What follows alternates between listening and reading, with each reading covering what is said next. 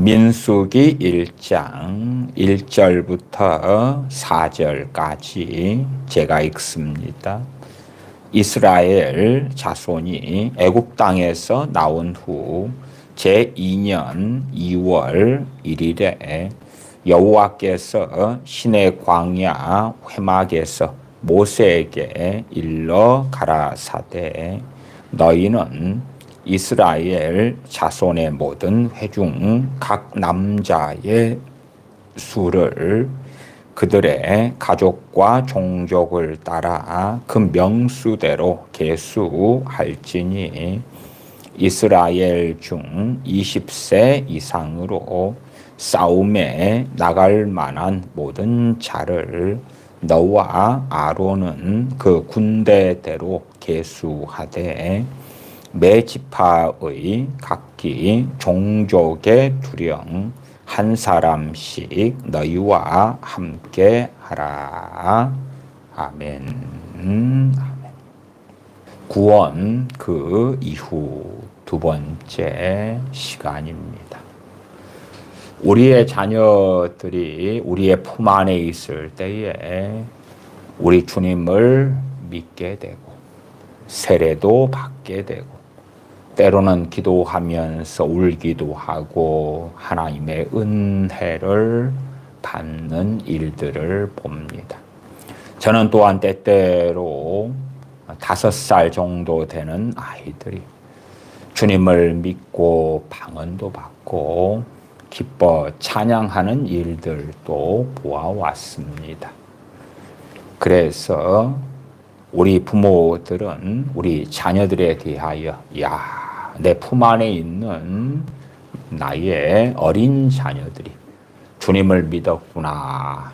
이제 주님께서 우리의 자녀들에게 복을 주실 것이고 우리의 자녀들의 신앙과 믿음이 더 굳건해질 거고 주님을 부인하지 않을 것이다. 그렇게 안심하는 마음을 가지는 일들도 많을 것입니다. 그러다가 유감스러운 일들을 상당히 많이 경험합니다. 어떠한 유감스러운 일들이냐 그러면은 내 자녀들이 어떻게 보면은 내 품 안에 있을 때에 함께 예배하고 기도하고 성경을 보고 그렇게 신앙생활을 하다가 내 품을 떠난 다음에 주님을 쉽게 부인하는 일들을 본다 그 말이에요. 아니면 주님을 부인하지는 않더라도 주님에 대한 열심, 신앙생활을 제대로 하지 않는 많은 일들을 보아요. 왜 이렇지? 오히려 내 품 안에 있을 때의 믿음이 작았다면 내 품을 벗어난 다음에 우리 대한민국 사람들의 기준으로는 고등학교 3학년을 졸업한 다음에 그렇게 말할 수가 있겠지요.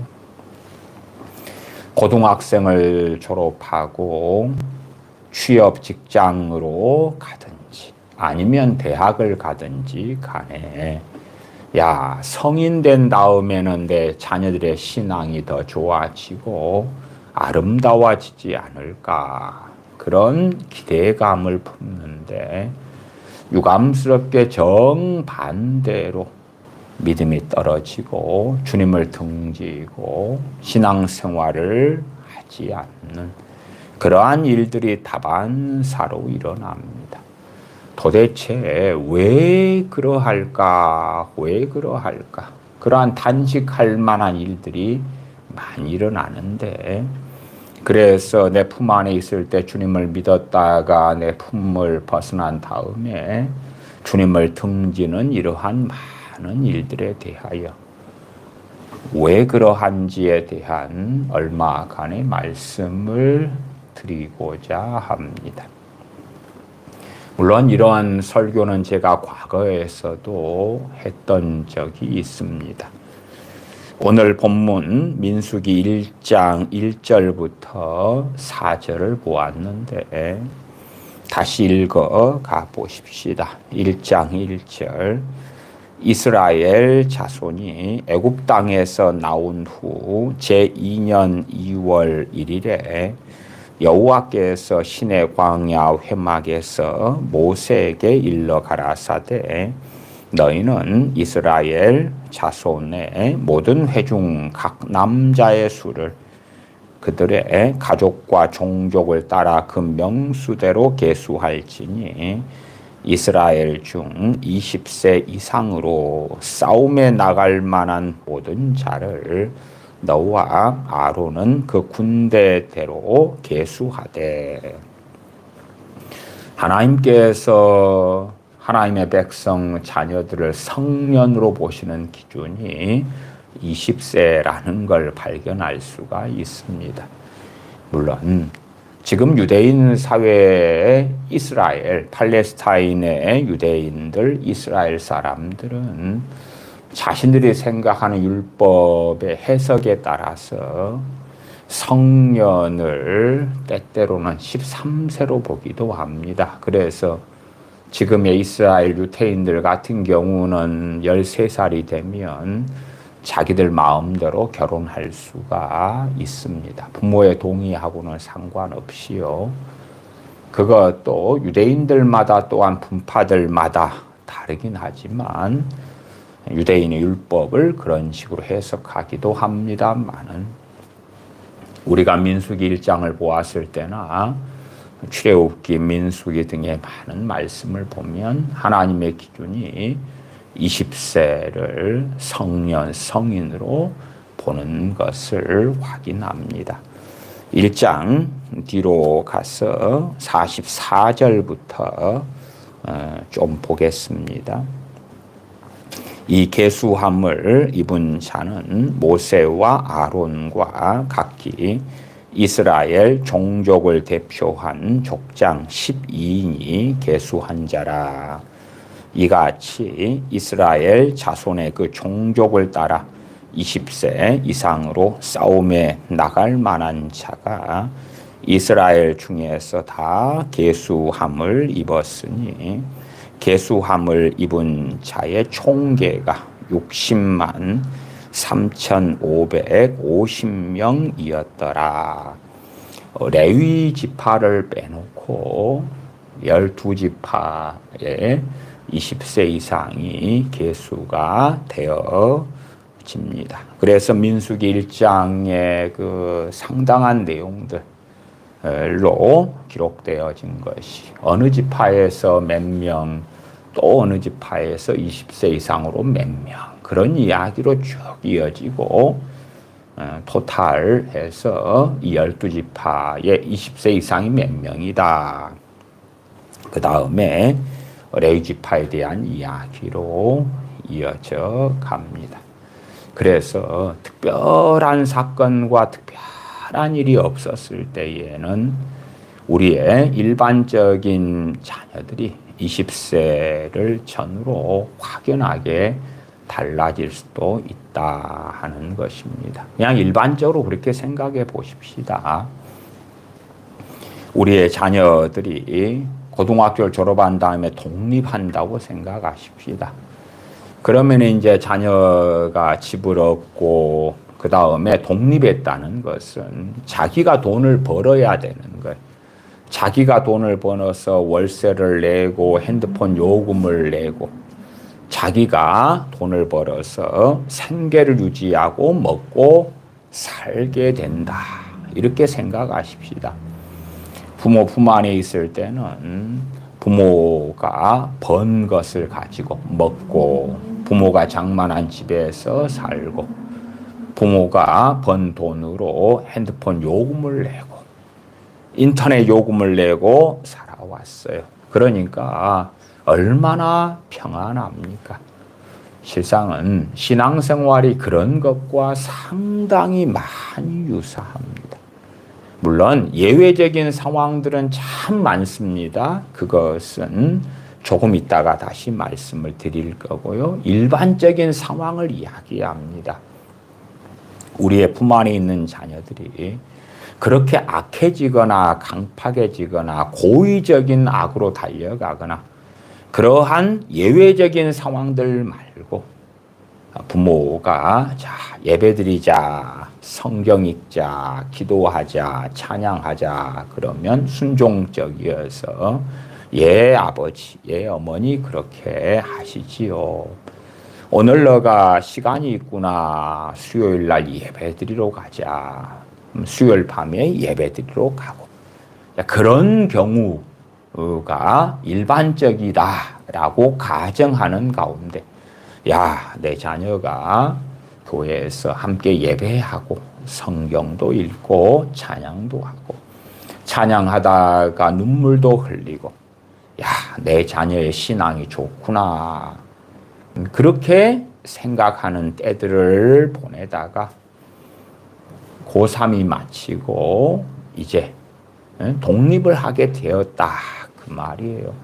그 다음에 신앙을 보니까 당황스러운 거예요. 그 다음 신앙을 보니까 반년이 안 돼서 주님 안 믿을래요.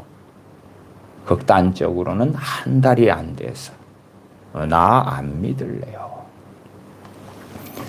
간혹 제게 과거에 연락해 오시던 분들 가운데 그런 분들이 몇 분이 계셨습니다.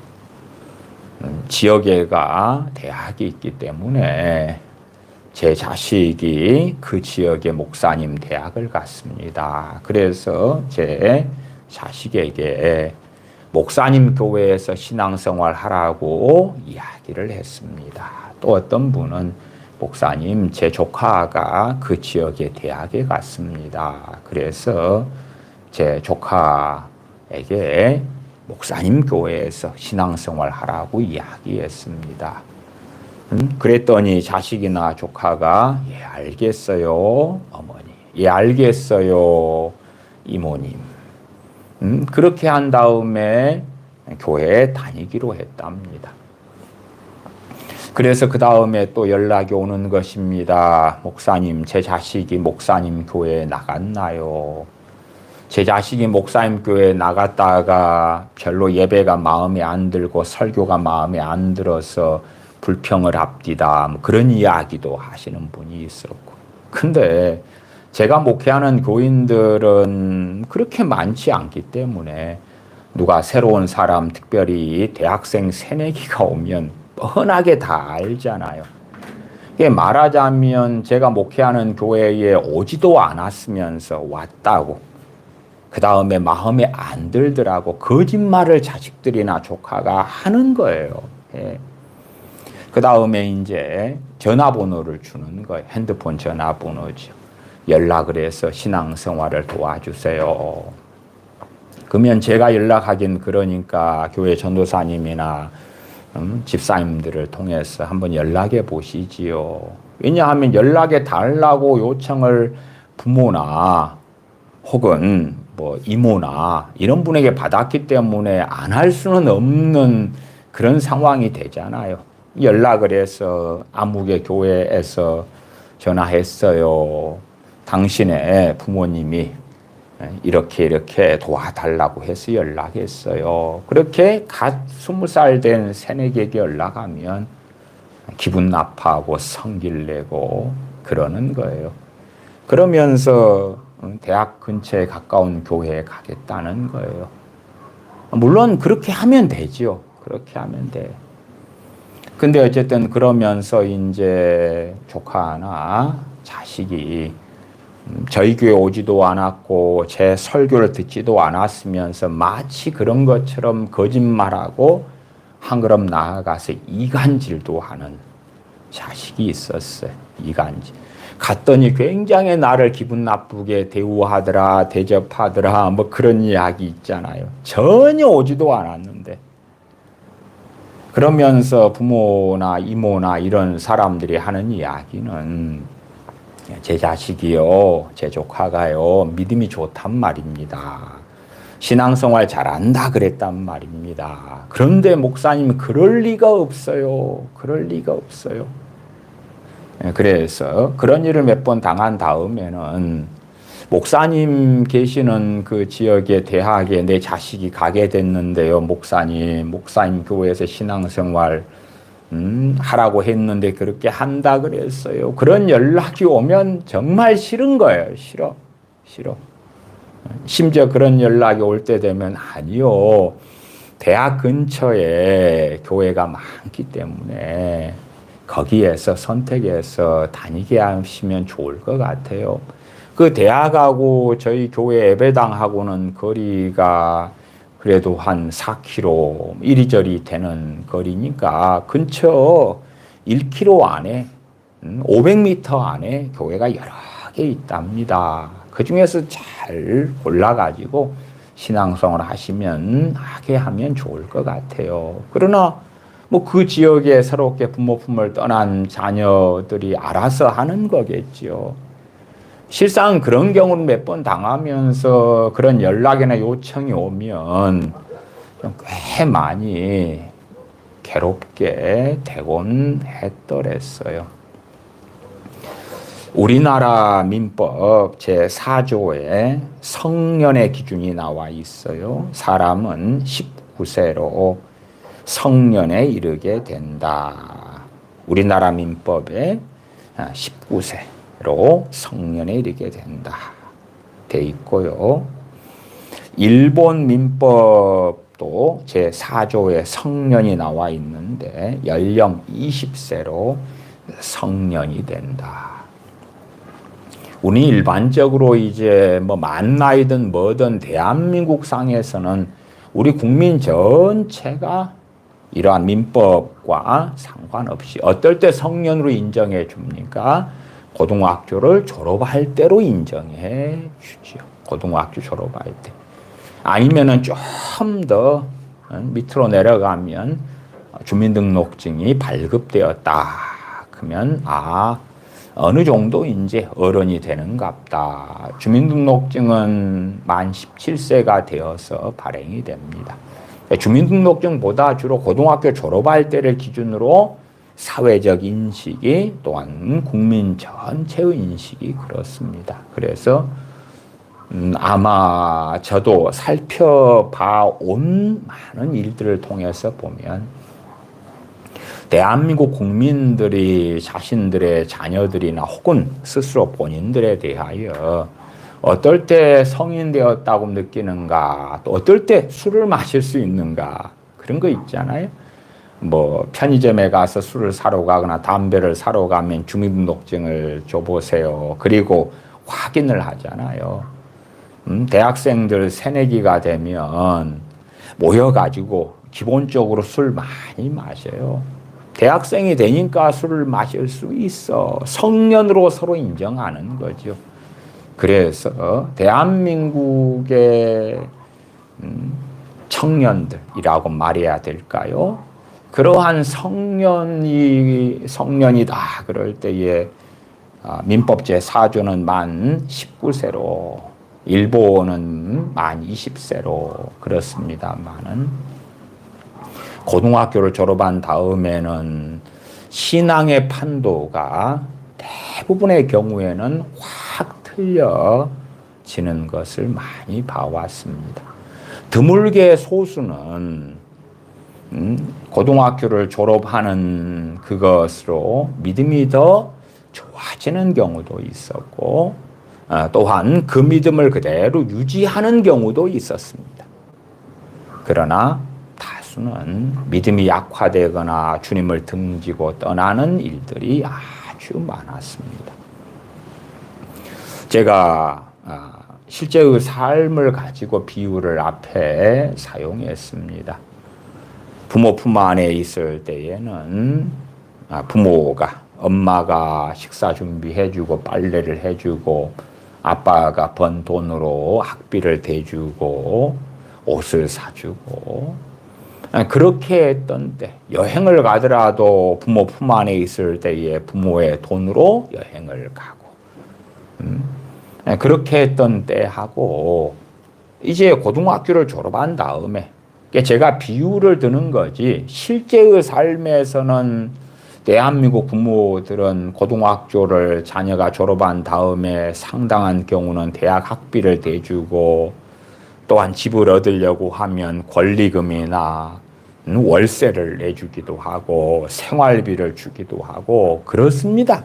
그러나 영적인 세계에 비추어서 비유를 드는 것입니다.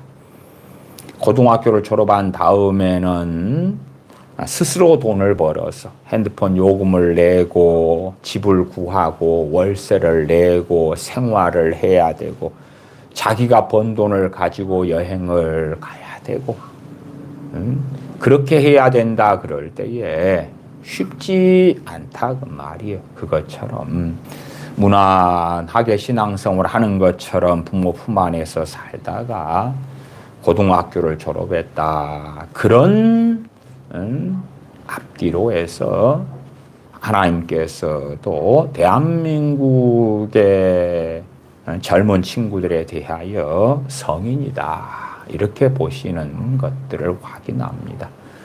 그래서 만 20세로 이야기하는 민수기 1장하고는 꽤 체험적, 경험적으로는 다르더라고요. 대한민국 같은 경우는 한국 사람들이 인식하는 20세, 한국 나이 20세죠. 전통적인 20세. 그때가 고등학교를 졸업할 때지요. 그러한 20세가 되어졌을 때, 물론 성경은 만 나이지만, 그러나 주로 20세가 되어지고 고등학교 졸업한 다음에는 신앙이 이제 전혀 번지수가 달라지는 것입니다. 극단적으로 부모 집에 살고 있다가 광야로 나가야 되는 것이지요. 그냥 길로 나가야 되는 것이에요. 거기에서 자기가 집을 장만해야 되고 월세 집을 얻어야 되고 잠잘 곳을 찾아야 되고 그러나 부모 품 안에 있을 때에 주님과 1대1의 신앙이 된 자녀들, 주님과 1대1의 신앙, 너 기도해라, 함께 예배드리자, 그게 아니라 자기를 구원하신 나의 주 예수 그리스도, 나를 사랑하여 아들의 생명을 아끼지 않고 내어주신 전능하신 아버지 하나님, 자신의 아버지 되시는 하나님. 그래서 스스로 기도하고 스스로 예배하고 부모 눈치를 보고 또한 부모가 예배드리자 해서 예배드리는 게 아니라 내가 예수님을 통하여 구원받았기 때문에 하나님의 자녀이기 때문에 스스로 예배하고 그래서 이미 부모 품 안에 있음에도 불구하고 신앙적으로는 독립한 자녀. 그러한 자녀들이 고등학교를 졸업한 다음에 신앙이 그대로 유지가 되거나 아니면 심지어는 더 나아지는 경우도 생기더라. 우리가 성경을 보면 하나님께서 그의 자녀들을 연단하신다는 것을 보지요. 그러면 이제 품 안에 있을 때는 하나님의 연단이라는 건 거의 잘 없습니다. 그러나 품을 벗어나면 연단을 받게 됩니다. 연단의 기본이 뭡니까? 고난이죠. 고난. 연단의 기본은 고난 아닙니까? 우리가 과거의 대장간에서 홈이나 낫이나 혹은 과거 전쟁터에 사용했던 칼 같은 걸 만들었다.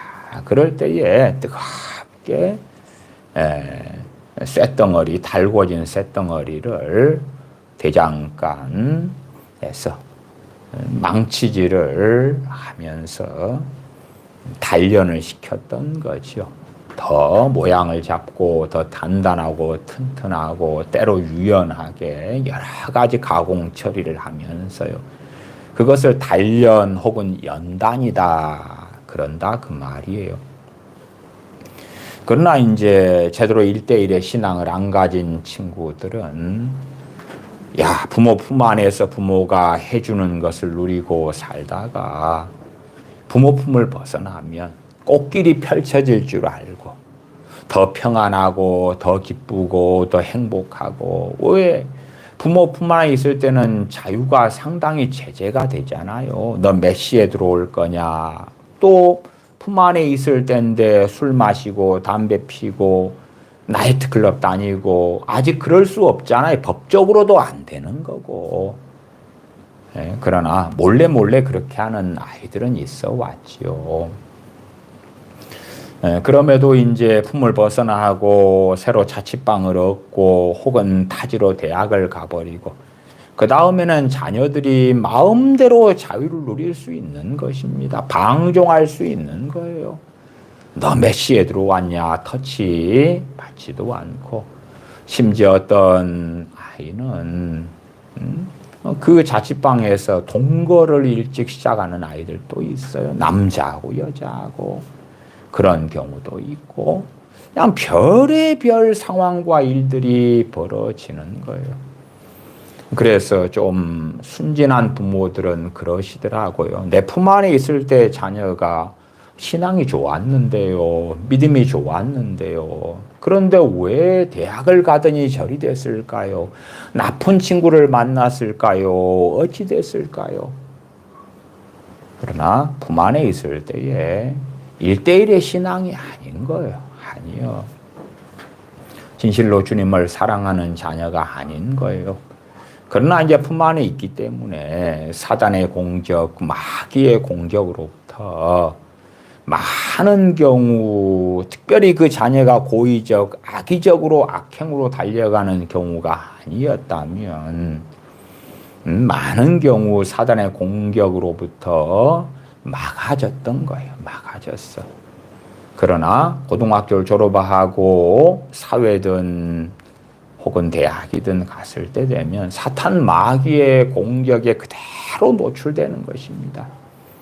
그러니까 공격을 받은 다음에 대부분의 경우는 견딜 수 없는 거예요.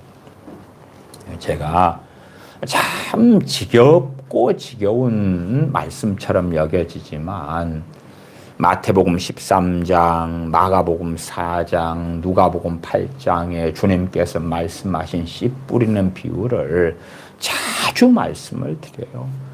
주님께서 너무 중요하게 여기시기 때문에 공관복음에서 3번씩이나 말씀을 계속 하셨던 것들을 기록하게 하신 거지요. 그 가운데 마가복음 4장에 돌밭에 뿌려진 씨에 대한 말씀을 읽어드리면 마가복음 4장 16절 17절 또 이와 같이 돌밭에 뿌리웠다는 것은 이들이니 곧 말씀을 들을 때에 즉시 기쁨으로 받으나 주 예수의 복음을 들을 때에 즉시 기쁨으로 받아요. 물론 품 안에 있음에도 불구하고 자녀가 주님을 안 믿는 자녀도 있고요. 교회는 데리고 나갈 수도 있고 아니면 어느 때부터 품 안에 있는데 안 나가겠다는 자녀들이 있어요. 그런 자녀들은 일찍부터 악해져 버린 거고 그러나 최소한 이제 부모와 함께 신앙생활을 하고 기도하는 신용이라도 하고 예배에 참여하고 찬양도 드리고 하나님께 헌금을 드리는 훈련도 하고 그렇게 해서 주님의 복음이 전해졌을 때에 그 가운데 기쁨으로 받는 자녀들이 있다 그 말이에요. 야 주님 믿었어. 아직 자녀들에게는 정말 자녀들도 여러 가지 학업 중에 초등학교, 중학교, 고등학교, 심지어 유치원에서도 고난은 당하지만 뭐 공부하는 것이 힘들어. 놀고 싶은데 마음대로 못 놀아. 밤새워 게임하고 싶은데 그렇게 하진 못해. 뭐 등등등의 그러나 실제로 삶 속에서 성인 되어지고 자신의 인생에서 책임져야 되는 고난하고는 격은 상당히 많이 들리지요. 부모 품 안에 있을 때에 부모들로부터 보호를 받는다 그 말이에요. 지킴을 받는다 그 말이에요.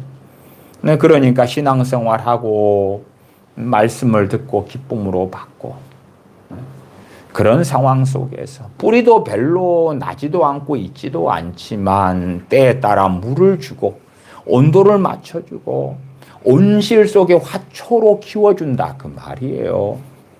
그러나 이제 성인 된 다음에는 마가복음 4장 17절이 이어져 가죠. 그 속에 뿌리가 없어 잠깐 견디다가 이제 온실 안의 화초에서 들판으로 나가는 거예요. 노지로 나가는 거예요. 노지로 나가면은 비가 오더라도 온실에 있을 때에 자동화 시스템으로 물이 주어지는 것하고는 틀려요.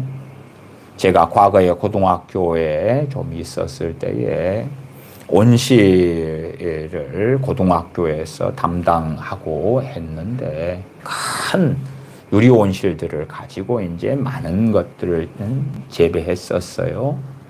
그러면 그 유리 온실에는 시스템이 돼 있었어요. 당시에 90년대 중반인데도 불구하고 자동으로 센서로 맞춰져 가지고 밤 되면은 자광망이 내려가고 커튼이 내려가고 아침 해 뜰 때 되면 올라가고 시간 맞춰서 물을 주고 그런 것들.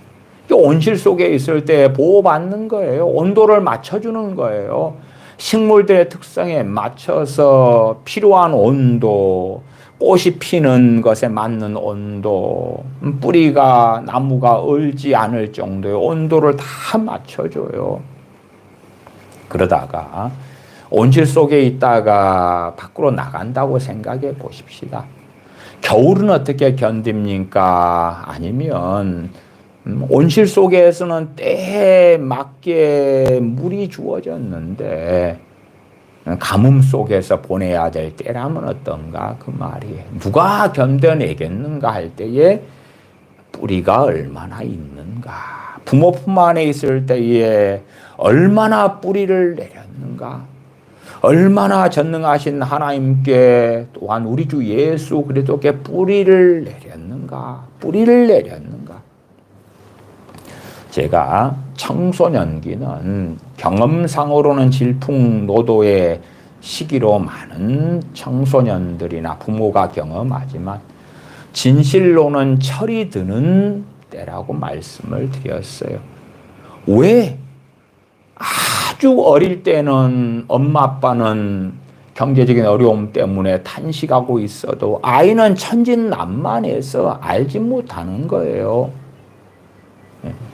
그러나 이제 청소년기가 되면 어느 정도의 지각이 생기고 지식이 생기고 정보가 생기고 개념을 가지게 되고 그래서 집안의 소득이 얼마고 필요한 돈은 얼마고 집안의 경제적인 형편은 어찌 되고 내가 살고 있는 집은 자간지 월세인지 또한 환경은 어찌 되는지 등등등을 본단 말이에요. 그러한 삶 가운데 부모가 얼마나 고생하는지 수고하는지 땀 흘리는지 어떤 것들을 염려하는지 고민하는지 우는지를 알고 이제 철이 드니까 그 짐을 함께 짊어지려고 함께 나누어 가지려고 한단 말이에요. 그러니까 정상적으로 자녀가 성장했을 때에 그러나 아직 품을 벗어나지 않았을 때에 정상적으로 자란 자녀들에 대한 이야기입니다. 그것처럼 주님을 내 자녀가 품 안에 있을 때 5살이든 7살이든 10살이든 12살이든 주님을 믿은 다음에 뿌리가 내려가요. 뿌리가 내려가야 하는데 1:1의 신앙이 되어가지고 뿌리가 더 깊어져야 되는데 그렇지 않은 상태에서 품 안에 있을 때를 보내버려요. 아직 그때까지는 내 자녀가 크리스천이다. 그 말 크리스천. 그러나 이제 고등학교를 졸업하고 독립을 하게 되었다. 마가복음 4장 17절에 그 속에 뿌리가 없어 잠깐 견디다가 말씀을 인하여 환난이나 핍박이 일어나는 때에는 곧 넘어지는 자요. 이 말씀은 천국 말씀이고 가장 첫 번째는 우리 주 예수 그리스도의 복음의 말씀이지요. 주님을 믿었는데 주님 믿은 신앙 믿음 때문에 환난이나 핍박이 온다.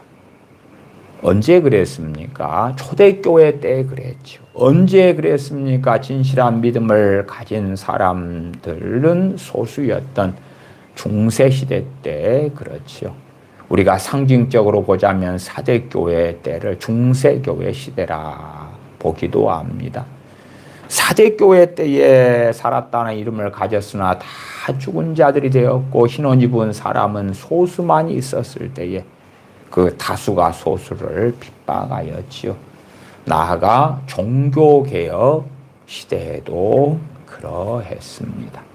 종교개혁 시대 때에 그때에도 정말 강경한 로마 가톨릭이 종교개혁자들을 얼마나 많이 핍박했는지 때로는 잡아 죽였는지 우리는 알고 있기도 합니다. 지금 중동 같은 데도 극소수의 크리스천들이 있고 그들은 많이 핍박받고 있습니다. 또한 팔레스틴, 이스라엘 유대인들 가운데도 소수의 개신교도들이 있고 그들은 또한 그 신앙이 드러났을 때에 유대인들로부터 여전히 핍박을 받고 있는 것이 사실입니다. 아프리카에도 여전히 그러합니다. 그러니까 신앙의 자유를 누리는 지금 시대처럼 대한민국이나 유럽이나 미국 등의 아시아 등에 살고 있는 상당히 많은 사람들은 전 세계가 그럴 것이다. 종교의 자유가 신앙의 자유가 있을 것이다. 생각하실지 몰라도 실상은 전 세계가 그런 적은 없습니다. 없어요. 전 세계의 절반 이상은 종교의 자유가 있을지 몰라도 그러나 매우 많은 사람들은 여전히 신앙의 자유가 없는 가운데서 주님을 섬기는 게 사실입니다. 한반도라 해도 대한민국 땅, 남한 땅은 신앙의 자유가 있어도 한반도의 절반인 북한 땅은 신앙의 자유가 없다는 건 알지 않습니까? 기괴하게 지금 중국 시진핑 정부는 잘못된 거짓된 성경을 만들어서 발간하고 있습니다.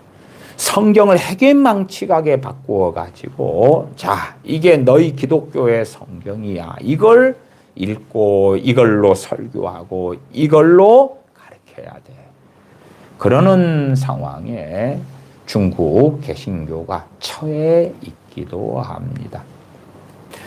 하나님의 말씀 천국 복음을 듣고 기쁨으로 받았는데 주님 믿었는데 꽃길이 펼쳐지는 게 아니라 환난이나 핍박이 일어났다. 왜 이래? 뿌리가 없는데 견딜 수가 없지요. 뿌리가 없는데 비가 오지 않아요. 평안하지 않아요. 태풍이 불어요. 허리케인이 불어요. 폭포수처럼 홍수가 나요. 견딜 수가 없잖아요. 견딜 수가 없어. 환난이나 핍박이 일어났을 때는 항상 어느 시대나 그랬습니다. 견디는 사람들은 넘어지는 사람보다 더 적었습니다. 더 적었습니다. 우리 대한민국의 많은 크리스천들도 마찬가지입니다. 대한민국은 전 세계에서 손꼽히는 나라로 한강의 기적을 이룬 나라입니다. 고도 성장, 초고도 성장 등을 겪었던 대한민국 국민들입니다. 그렇게 엄청난 경제 성장을 겪어왔다가 이제 그 경제 성장이 멈추었고 상당한 침체로 들어가고 있습니다.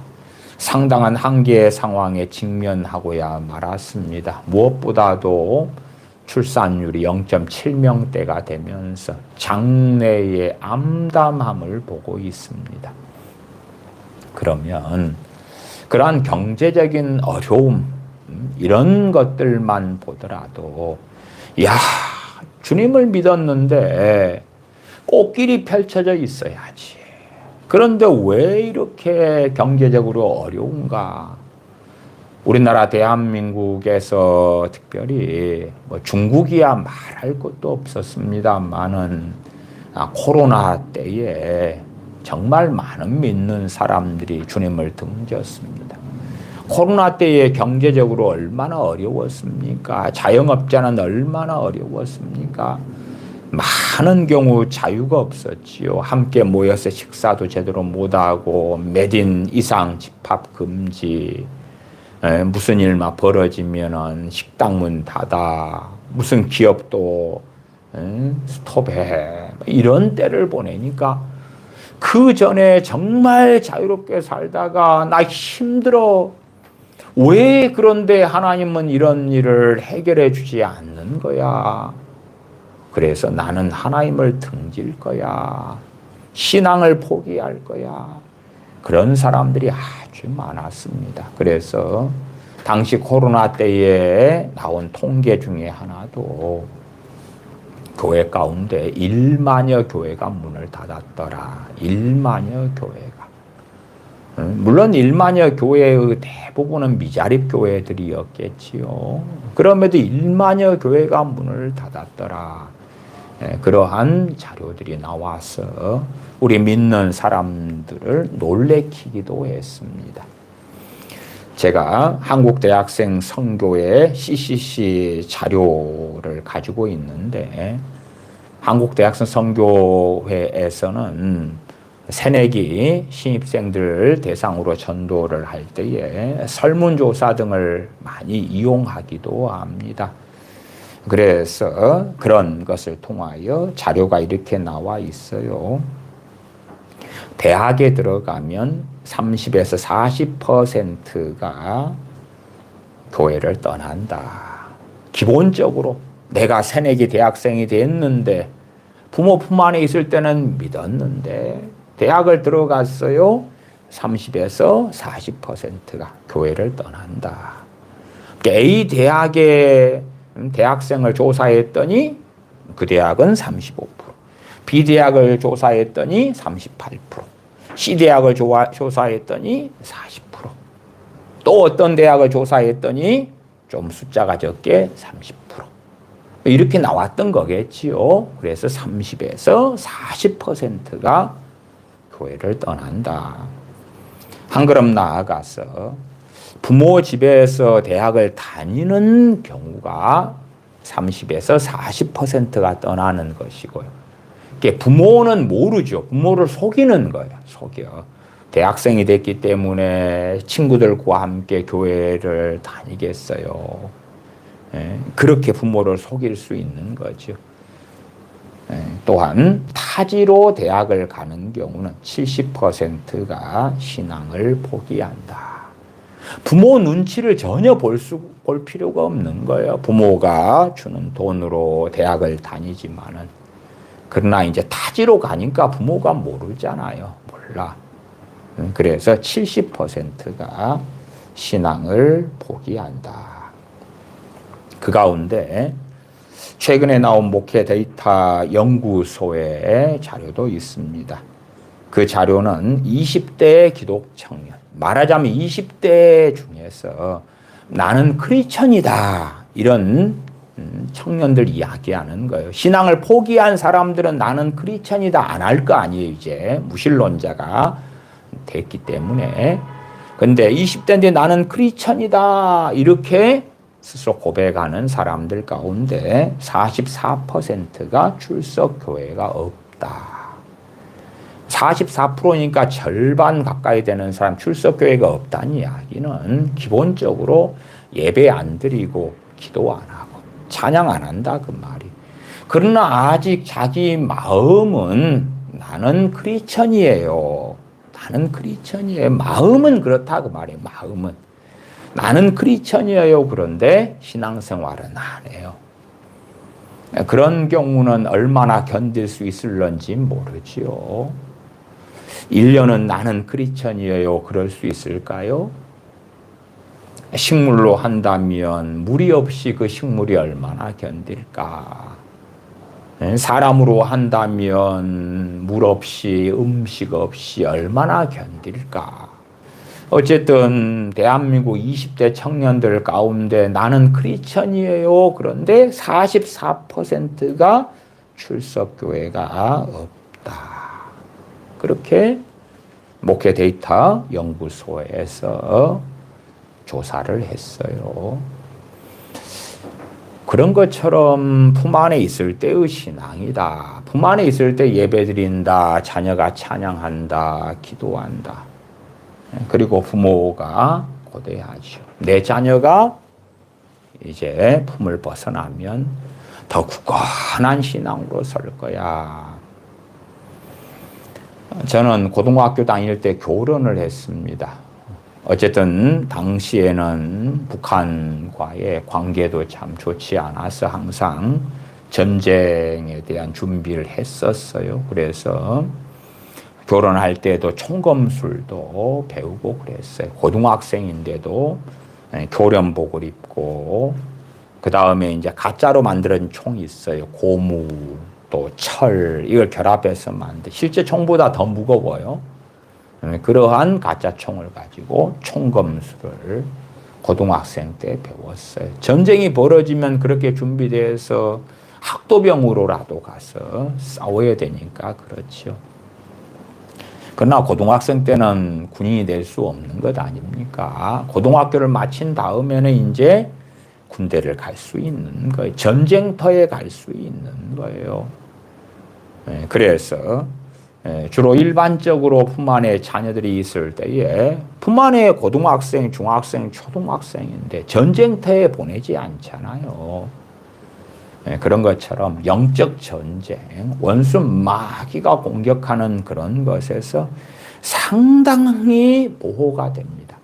완벽하게 보호된다는 건 없어요. 그런 건 없어. 아니 부모 품 안에 있다 해서 자녀가 병들지 않습니까? 안 자빠지고 안 넘어집니까? 사건 사고가 없습니까? 못된 친구를 안 만납니까? 그런 건 아닌 것처럼. 그럼에도 불구하고 상당한 경우는 부모가 책임질 거 아닙니까? 책임지고 사고 치면 보상하기도 하고 뭘 하기도 하고 그러는 것처럼 우리가 우리 주님을 믿는 사람들을 영적 군사라 그럽니다. 에베소서 6장에 보면 하나님의 전신갑주를 입으라 말씀하지요. 에베소서 6장 10절 11절 말씀을 제가 읽어보면 끝으로 너희가 주 안에서와 그 힘의 능력으로 강건하여지고 마귀의 간계를 능히 대적하기 위하여 하나님의 전신갑주를 입으라. 마귀의 간계, 마귀의 괴계를 능히 대적하기 위하여 하나님의 전신갑주를 입으라 말씀합니다. 그러면 전신갑주는 언제 입습니까? 언제요? 군인이 전쟁터에서 입는 것이지요. 만 20살이 되거나 대한민국의 일반적인 인식과 기준으로는 고등학교를 졸업하면 이제 영적인 전쟁터에서 살아가야 한다 그 말이에요. 그 전에는 고등학교 졸업한 사람들이 군대에 입대해가지고 나라를 지킨다 그 말이에요. 누구는 직업군인으로, 누구는 이 징집병으로. 그렇게 해서 국가를 지켜줘요. 내가 중학교 1학년인데 총 들고 국가를 지킬 필요가 있는 게 아니에요. 그러나 이제 영적인 세계 속에서는 고등학교 3학년을 마치고 졸업한 다음에는 남자든 여자든 군사인 거예요. 전쟁터에 있는 거예요. 그러나 어리석은 자녀들은 착각할 수도 있지요. 전쟁이 벌어져도 부모 품 안에 보호받던 아이들이 파자마 입고 운동복 입고 슬리퍼 질질 끌고 이렇게 살아갔던 아이들이 고등학교 졸업한 다음에도 자신이 영적인 전쟁터에서 살아간다는 자각도 인식도 없이 보호받고 살았다는 자각도 인식도 없이 슬리퍼 신고 돌아다니고 영적으로 하는 이야기, 영적으로 하는 이야기. 잠옷 입고 다니고 무기도 없고 에베소 6장으로 한다면 성령의 검인 하나님의 말씀인 칼도 없고 믿음의 방패도 없고 진리 허리띠도 없고 원의 투구도 없고 의의 흉배도 없고 복음의 신도 없고 그렇게 살아가는 거예요. 이 현장 일을 하는 사람들은 압니다. 안전수칙이 있어서 안전화, 작업화를 신지 않으면 현장 일을 하지 못한다는 규정이 있어요. 또한 안전모를 쓰지 않으면 현장에서 일할 수 없어요. 머리 위에서 높은 데서 어떤 것들이 떨어질지를 모르는데 안전모를 쓰지 않았다. 또한 현장에서는 자주 나무에 못이 있고 또한 발 밑에 여러 가지 위험한 것들이 있는데 맨발로 다닐 수 없고 아니면 슬리퍼 신고 다닐 수 없고 일반 운동화를 신고 현장에 들어가도 안 되는 거예요. 80년대 어느 때까지는 그게 허용됐었어요. 그러나 이제 운동화 신고 갔다가 나무에 못이 박혀 있는데 그걸 잘못 확 밟으면 못이 운동화 바닥을 뚫고 발바닥을 찌르고 파상풍에 걸리고 그러면서 심지어 끔찍한 일도 일어나곤 했어요. 그러니까 안전화를 신으면은 못을 밟아도 오히려 못이 밟히는 거예요. 밟혀. 안전화를 뚫고 가지 못하는 거예요. 안전화 위에는 철판으로 덮여져 있어서 발가락 등을 보호해요. 그렇기 때문에 예를 들어 무거운 쇠망치 같은 것이 발등으로 떨어졌는데도 안전화가 막아주고 지켜준다 그 말이에요. 그러한 것, 전쟁터에서 신는 전투화 같은 것, 그런 방비와 준비가 되어져야 되는데 어리석게도 자신이 부모 품 안을 떠난 다음에는 어떤 세계 속에 들어가는지를 전혀 생각하지 않아요. 부모도 마찬가지입니다. 대한민국 부모는 물론 자녀에 대한 사랑이 많기 때문에 자녀를 가능한 대로 지켜주고 보호해 주려고 생각해요. 또한 자녀가 언제나 어린아이처럼 보이잖아요. 자녀가 고등학교를 졸업했다 해도 얼마나 귀엽고 이쁠까. 자녀가 21살, 2살, 3살 돼도 얼마나 어리게 보일까. 그러니까 자신들이 한없이 필요한 걸 공급해주고 지켜줄 수 있을 거라고 생각하는 거예요. 그러나 자기 행동에 대한 책임, 자기 신앙에 대한 책임을 이제 하나님 앞에서 1대1로 져야 된다는 인식을 잘 못해요. 그러니까 원수 마귀의 공격이 자신들의 품에 있을 때는 상당한 경우 막아졌었는데 하나님의 지키심, 하나님의 보호하심이 있었는데 품을 벗어난 다음에 물론 30살 자녀가 아직 함께 집에 살 수 있어요. 그러나 영적으로는 품을 벗어난 것입니다. 그래서 사탄 마귀에게 공격받고 노출된다는 것을 이해를 못해요. 성인인 부모인 어른들이 원수 마귀의 공격을 당하는 것처럼 그대로 당하는 거예요. 그대로 당해. 그러나 부모에게 주로 순종하는 자녀들이 10살이다. 원수 마귀의 공격에서 상당히 보호되는 거예요. 그래서 우리가 우리의 품 안에 자녀가 있더라도 알 수 있는 것 중에 하나는 내 자식이 12살이고 15살인데 마귀의 공격을 좀 많이 받는 것 같다. 그러면 상황은 굉장히 심상치 않다는 걸 이해하셔야 돼요. 결코 보통 상황이 벌어진 게 아니구나.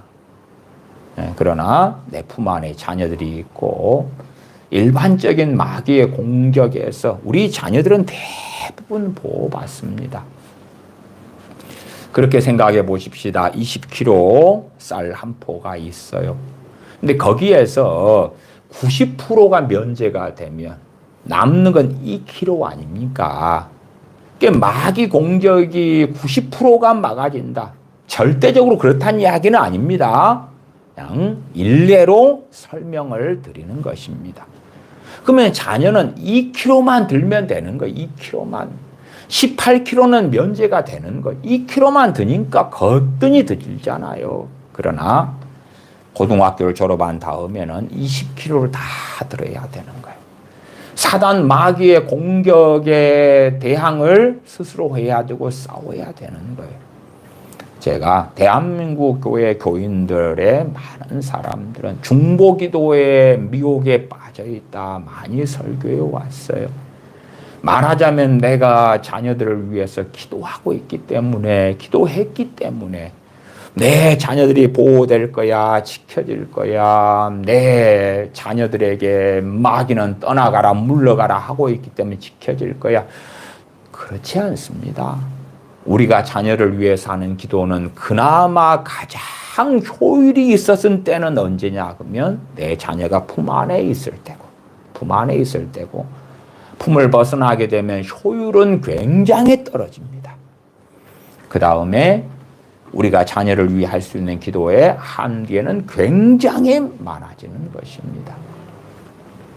자녀는 스스로 자기 믿음을 자기가 지켜야 되고, 자기가 자기 주님께 나아가고 자기 신앙 또한 죄를 성령의 도우심을 따라서 말씀을 통하여 깨닫고 회개도 스스로 해야 되는 것입니다. 품 안에 있을 때 내 자녀가 예배를 좀 덜 드리고 등한히 하고 성경을 제대로 안 보고 회개도 별로 안 하고 그래도 크리스천인 것처럼 꽤 보일 수 있다 그 말이에요. 또한 심지어 극단적으로 내 품 안에 있을 때 자녀가 죽는다면 천국에 갈 거예요. 그러나 이제 품을 벗어난 다음에는 많은 경우 죽는다면 구원받지 못해요. 왜? 자기 신앙이 없이 우리가 고추를 심으면 고추에다가 지지대를 대주잖아요. 그러니까 바람이 불어도 고추가 자빠지지 않고 그렇게 열매를 맺고 살죠. 지지대가 사라지면 어찌 돼요? 사라지면. 튼튼한 고추들 빼놓고는 이제 고추 나무가 자빠지는 거예요. 쓰러지는 거예요. 그것처럼 지지대가 없는 거예요. 없어. 때가 되니까 지지대가 되어주던 부모가 이제는 그렇지 않은 거예요. 제가 지금 영적인 세계에 대한 이야기를 하고 있는 것입니다. 민수기 14장을 보겠습니다. 민수기 14장입니다. 민수기 14장은 12정탐꾼이 정탐을 마치고 그 다음에 이제 하나님께 약속하신 땅에 대하여 악평을 하고 그 결과 하나님 진노하시고 말씀하시는 내용들이 나와 있어요. 민수기 14장 26절부터 제가 읽겠습니다. 여호와께서 모세와 아론에게 일러 가라사대 나를 원망하는 이 악한 회중을 내가 어느 때까지 참으랴. 이스라엘 자손이 나를 향하여 원망하는 바 그 원망하는 말을 내가 들었노라. 그들에게 이르기를 여호와의 말씀에 나의 삶을 가리켜 맹세하노라. 너희 말이 내 귀에 들린 대로 내가 너희에게 행하리니 너희 시체가 이 광야에 엎드려질 것이라. 너희 20세 이상으로 계수함을 받은 자 곧 나를 원망한 자의 전부가 여분네의 아들 갈렙과 눈의 아들 여호수아 외에는 내가 맹세하여 너희로 거하게 하리라 한 땅에 결단코 들어가지 못하리라. 20세 이상 계수함을 받은 자들은 책임을 져라. 하나님을 원망한 것에 대한 책임을 져라. 여호수아와 갈렙 외에는 다 책임을 져라.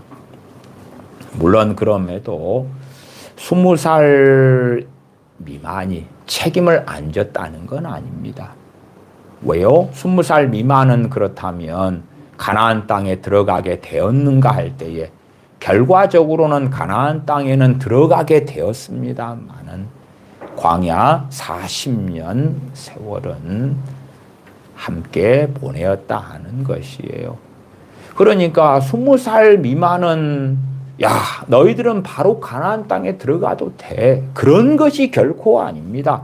다 그 죄짐을 짊어지는데 40년 동안 광야 생활을 하면서 하나님의 진노를 받는데 20살 이상은 여호수아 갈렙을 제외하고는 광야에서 엎드려져 죽는 것이고 20살 미만은 광야 생활을 한 다음에 40년이 지나서 하나님이 약속하신 가나안 땅에 들어가는 것이다. 그 말이에요.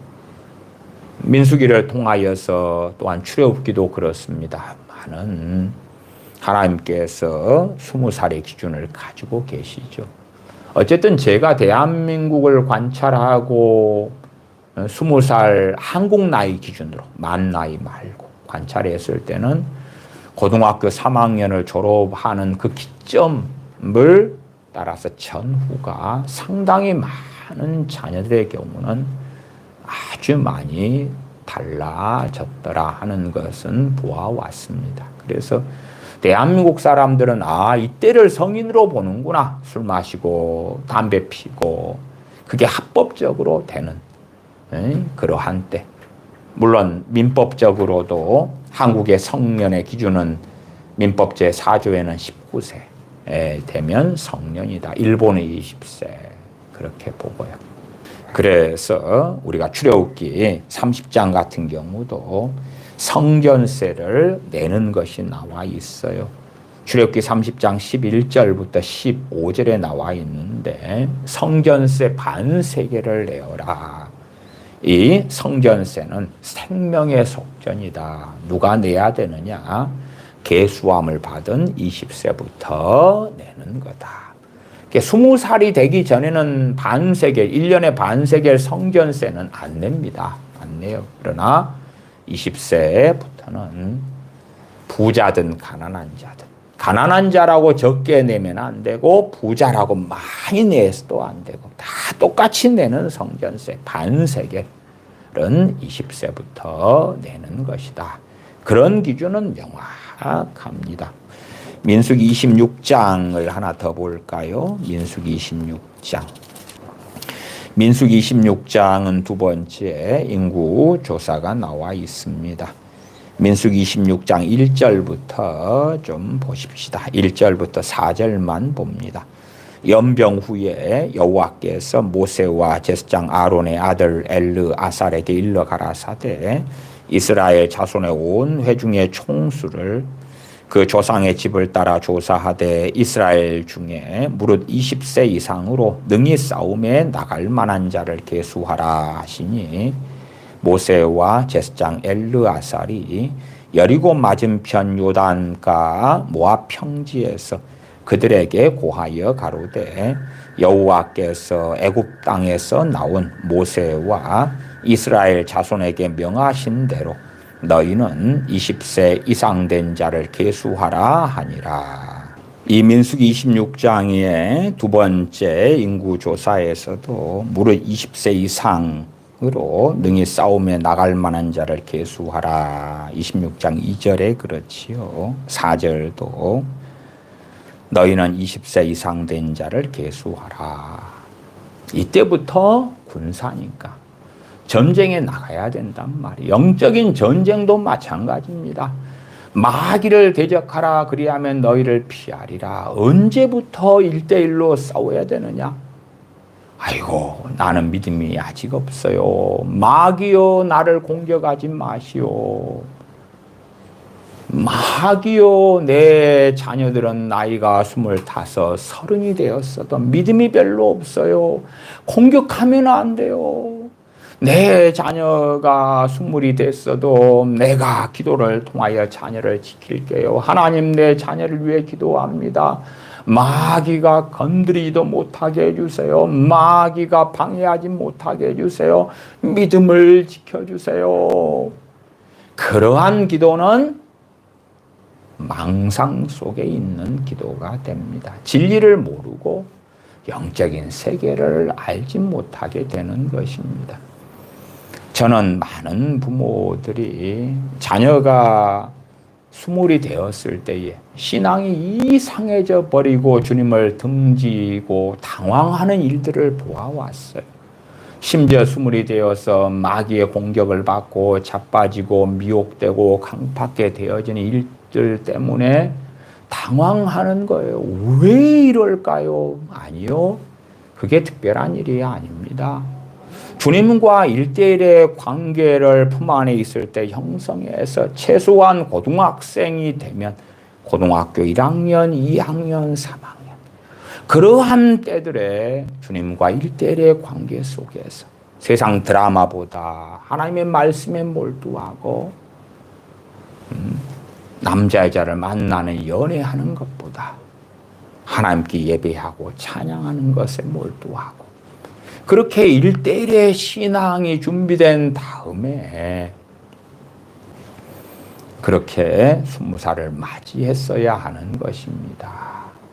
물론 그것을 부모는 최대한 도와줘야 하겠습니다만은 그럼에도 자녀들 각자의 책임이 있을 수밖에 없는 거지요. 우리가 소를 물가에 데리고는 갈 수 있어도 소가 물을 마시느냐 그렇지 않느냐는 소가 알아서 할 일이지요. 그것처럼 우리 자녀들을 데리고 예배당에 함께 가고 찬양의 자리에 기도의 자리에 함께 갈 수는 있으나 자녀가 기도하는 신용을 할런지 진심으로 하나님을 찾을런지 우리 자녀들에게 성경책을 우리가 부모로 사가지고 줄 수 있어도 성경을 펼쳐서 하나님 말씀을 상고할런지 그렇지 않을런지 자녀가 자유를 가지고 있습니까?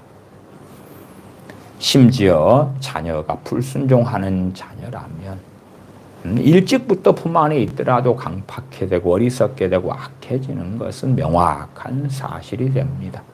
그래서 우리의 자녀라도 20살 되기 전에도 하나님의 진노가 나타날 수 있고 하나님께서 막아주시는 그 보호막이 거두어지고 사단 마귀의 강력한 역사 속에 얼마든지 들어갈 수도 있습니다. 열왕기하 2장을 보십시다. 열왕기하 2장입니다. 엘리사 선지자의 일이 나와 있습니다. 열왕기하 2장 23절부터 25절까지입니다. 열왕기하 2장 23절부터 제가 읽습니다. 엘리사가 거기서 베델로 올라가더니 길에 행할 때에 젊은 아이들이 성에서 나와서 저를 조롱하여 가로되 대머리여 올라가라 대머리여 올라가라 하는지라 엘리사가 돌이켜 저희를 보고 여호와의 이름으로 저주하며 곧 수풀에서 암콤 둘이 나와서 아이들 중에 42명을 찢었더라. 엘리사가 거기서부터 갈멜산으로 가고 거기서 사마리아로 돌아왔더라. 엘리사 선지자가 엘리야 선지자의 후계를 이어서 선지자로서 사역을 하게 되었습니다. 그런 여정 가운데 엘리사 선지자가 베델로 올라갔는데 젊은 아이들이 성에서 나와서 엘리사 선지자를 조롱하였습니다. 대머리 올라가라 대머리 올라가라.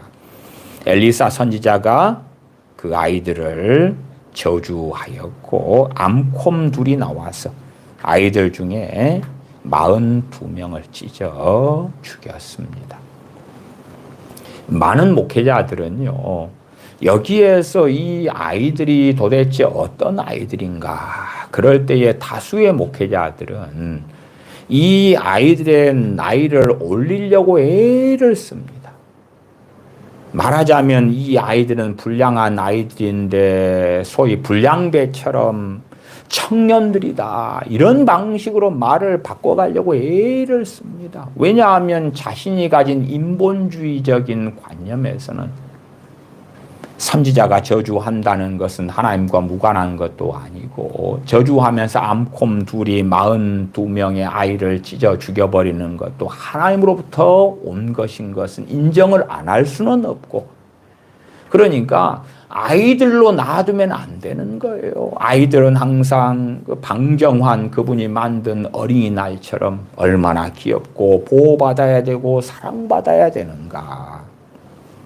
그렇기 때문에 이 성경의 젊은 아이들, 개역 개정판에서는 작은 아이들 그렇게 번역했지요. 젊음보다 작은이 히브리어 원어에 더 맞는 것입니다. 영어 성경으로도 하면 little children이 되는 것이에요. 히브리어를 살펴보면 크타나임 나림이라는 단어가 됩니다. 크타나임은 자그마한 그 말이에요. 그래서 little 작은 자그마한 크타나임 나림 그것은 아이부터 청년까지 사용하는 단어는 맞아요.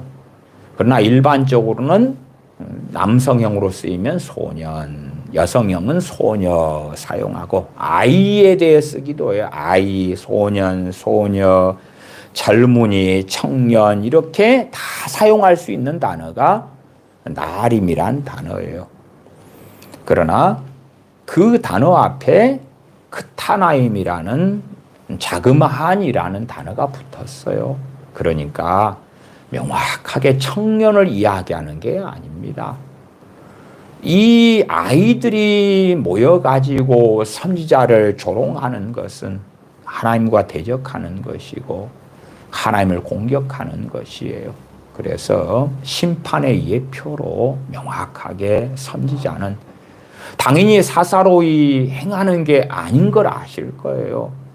베드로 사도가 아나니아와 삽비라 부부에게 사망을 선고하는 것. 그것은 결코 사적으로 사사로이 행하는 게 아니었던 것처럼 마찬가지입니다. 또한 엘리야 선지자도 자기를 잡으러 온 군사들에 대하여 그들로 하여금 불에 태워서 죽도록 했습니다. 선지자 모세도 다단, 고라, 아비람, 온 같은 자들이 반역을 일으켰을 때에 그들과 그들의 가족, 아이들까지 모이게 했고 하나님 앞에서 선언했습니다. 그들의 죽음이 결코 일반이 되지 않고 땅이 갈라져서 산채로 그들은 생매장되어서 죽을 것이라고. 하나님께서는 모세 선지자가 선언한 대로 아이들까지도 산채로 다 죽이셨습니다. 그러니까 인본주의적으로 가면 하나님께서는 성인들만 그들의 행위에 책임을 지게 하신다. 결코 그렇지 않습니다. 하나님께서 북왕국 이스라엘, 남왕국 유다를 심판하실 때에 성인들만 심판받았습니까? 어느 때에 대환란이 올 것입니다마는 갓난아이, 어린아이들 그런 아이들은 면제가 되는 것입니까? 결코 그렇지 않습니다. 지금 아프리카에 얼마나 많은 비극이 일어나고 중동도 치안이 좋지 않아서 얼마나 많은 아이들, 여자들이 고통을 받는지 아실 겁니다. 거기에서 아이들이 면제가 되는 것입니까? 결코 그렇지 않습니다.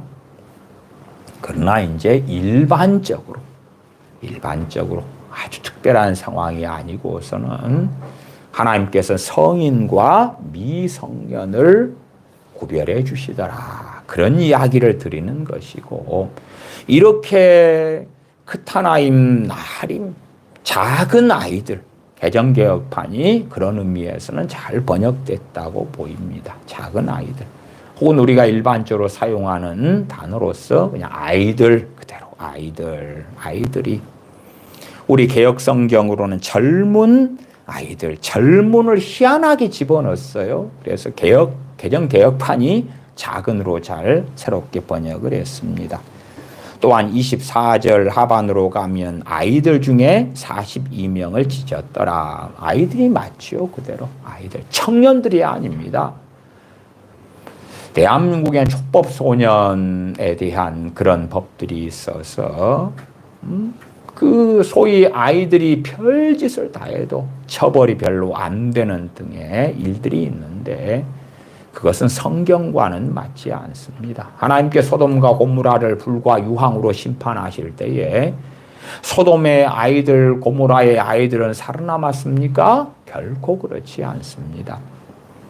주님께서 십자가를 지시고 골고다 언덕길을 올라가실 때에 많은 여자들이 주님을 보며 주님 때문에 통곡하고 울었습니다. 그때 주님께서 뭐라고 말씀하십니까?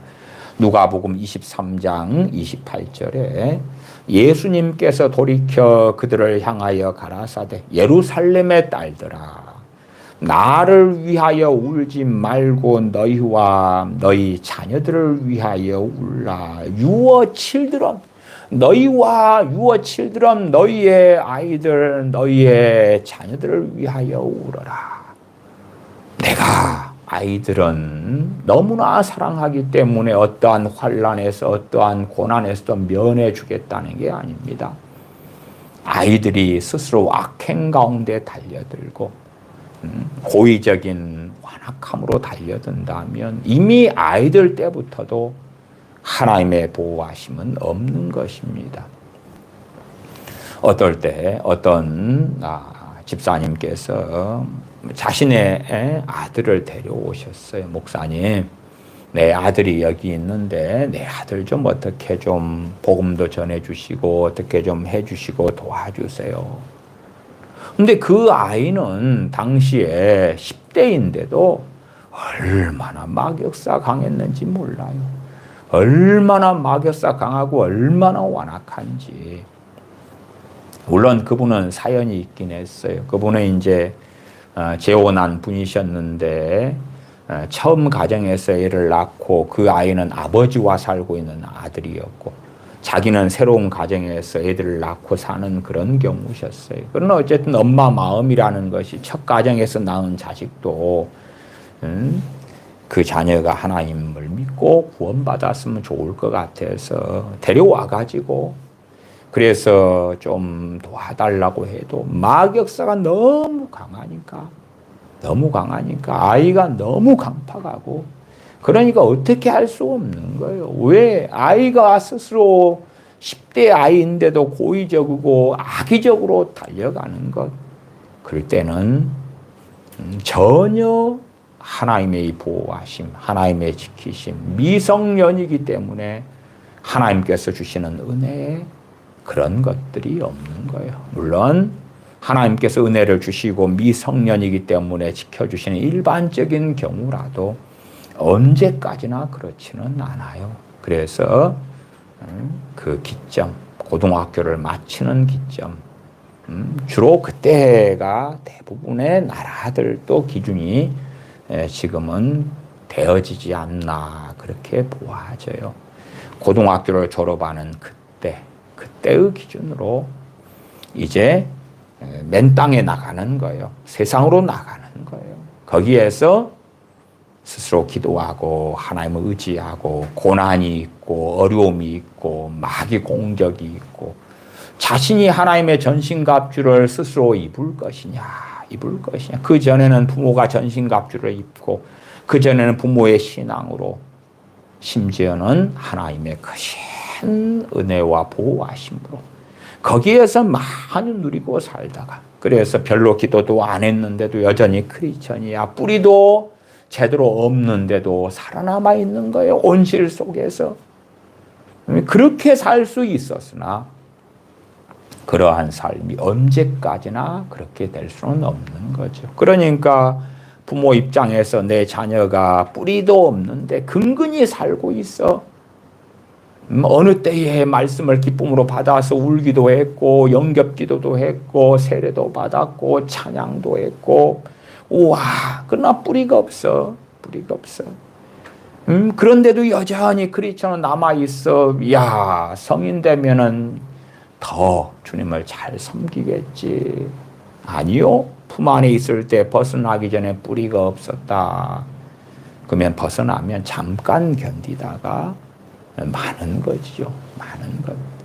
그것은 그 자녀가 이미 부모 품 안에 있을 때부터 선택했던 거예요. 그러나 보호싸개로 덮여져 있었던 거예요.